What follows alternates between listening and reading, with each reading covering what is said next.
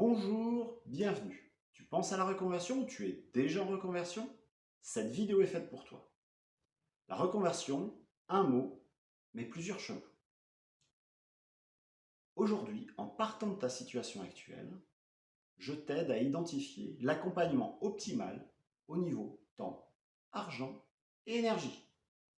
Avant d'entrer dans le vif du sujet, je vais aborder deux notions fondamentales.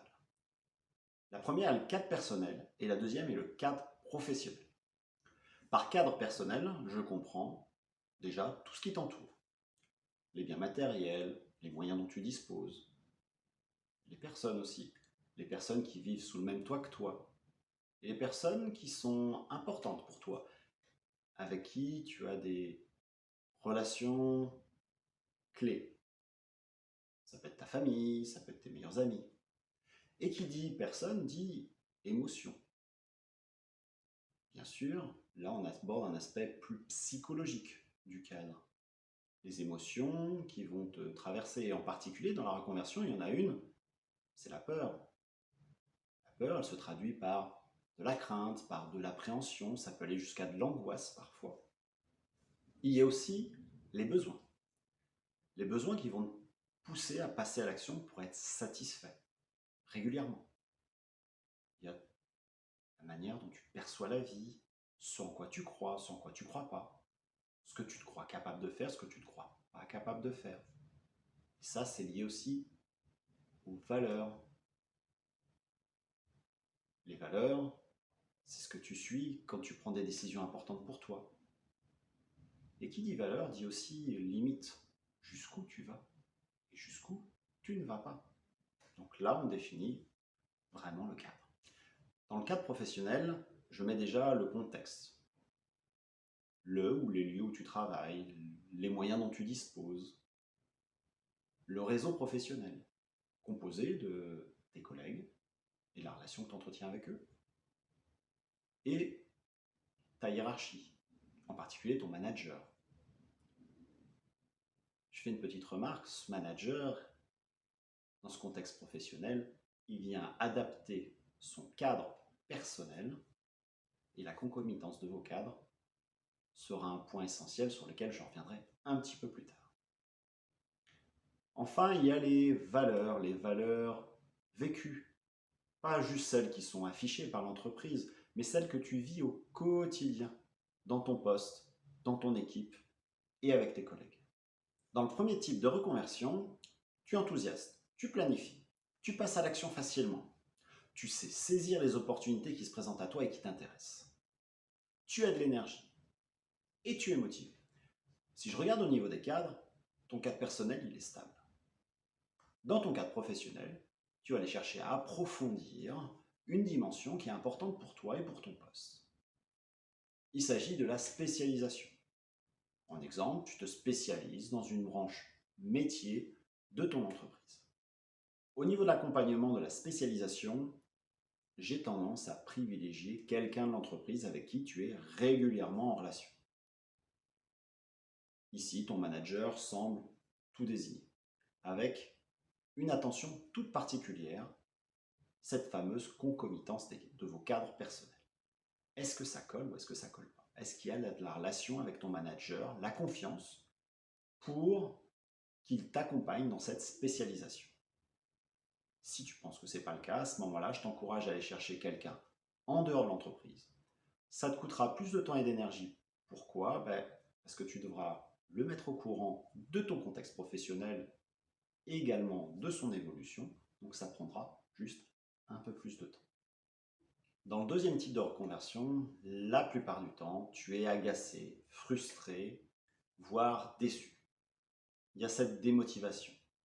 Tu as envie d'aller expérimenter quelque chose de nouveau pour toi. Ça peut faire suite à une découverte importante pour toi dans ton cadre personnel ou dans ton cadre professionnel. Le maître mot ici, c'est apprendre. Tu as envie d'apprendre et de découvrir. Ton énergie, elle est principalement haute, mais elle subit des aléas, elle subit cette instabilité à cause de ses sentiments de frustration, de déception. Au niveau des cadres, le cadre personnel, il va avoir peut-être si cette découverte a été faite dans le cadre personnel, tendance à s'agrandir. Mais surtout, il est stable. Et j'y reviendrai. Au niveau du cadre professionnel, lui, c'est sûr, il s'agrandit. Il y a une volonté de l'agrandir et de découvrir et d'expérimenter quelque chose de nouveau. Mais qui dit expérimentation dit qu'il faut de l'énergie. Et cette énergie, justement, quand tu n'en as plus, tu vas la repuiser dans ton cadre personnel qui lui est stable et potentiellement s'agrandit. C'est là où tu vas reprendre ton énergie. Il s'agit de la reconversion par exploration. En exemple, c'est quand dans une même entreprise, si tu restes dans ton entreprise, tu vas dans une autre branche métier et découvrir un nouveau métier. Ou alors, c'est tu gardes ton métier, mais tu vas dans une autre entreprise, tu vas explorer un autre contexte, totalement différent de celui que tu connaissais précédemment.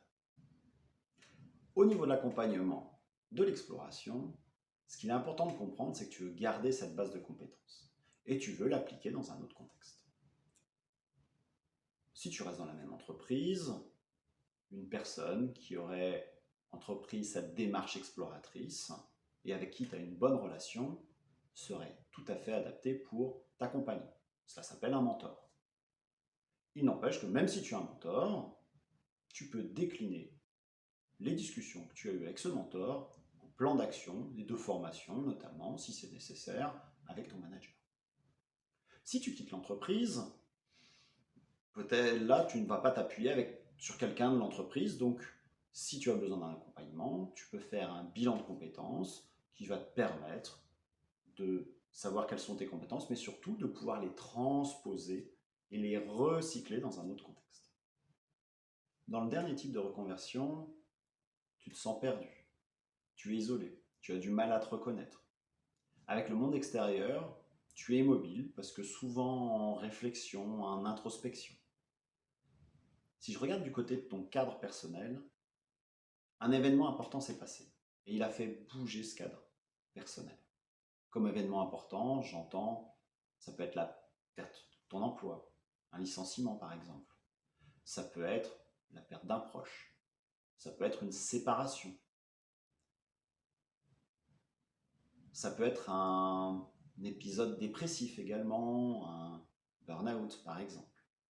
Et ça fait déplacer ton cadre personnel. Quelque chose est moins important, ça tu le sens à peu près, mais tu ne sais pas ce qui est devenu plus important. Et c'est bien ça le problème, c'est que tu ne sais pas où est ton cadre. Et tu as besoin de reconstruire ce cadre personnel. Au niveau professionnel, si tu es encore en poste, comme ton énergie est basse, tu vas avoir du mal à t'adapter aux évolutions de ton poste. Tu peux faire illusion. Si ton poste est assez répétitif, tu peux faire illusion pendant quelques temps et masquer aux autres le fait que tu sois immobile à l'intérieur. Ça peut générer de la culpabilité d'ailleurs, de ta part et vis-à-vis des autres.